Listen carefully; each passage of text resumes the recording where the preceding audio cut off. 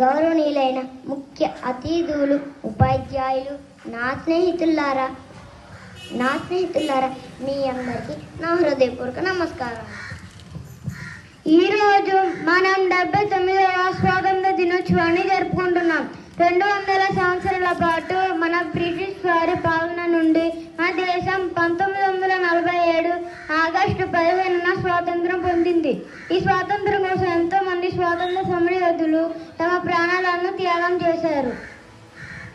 వారి త్యాగాల ఫలితంగానే మనం ఈ రోజున స్వేచ్ఛగా జీవిస్తున్నాం. మనం వారి త్యాగాలను ఎప్పటికీ మర్చిపోకూడదు. మన దేశాన్ని మరింత అభివృద్ధి చేయడానికి, మరింత బలోపేతం చేయడానికి కృషి చేయాలి. విద్యను అభ్యసించి మంచి పౌరులుగా ఎదగాలి. మన దేశం కోసం పాటుపడాలి. జై హింద్.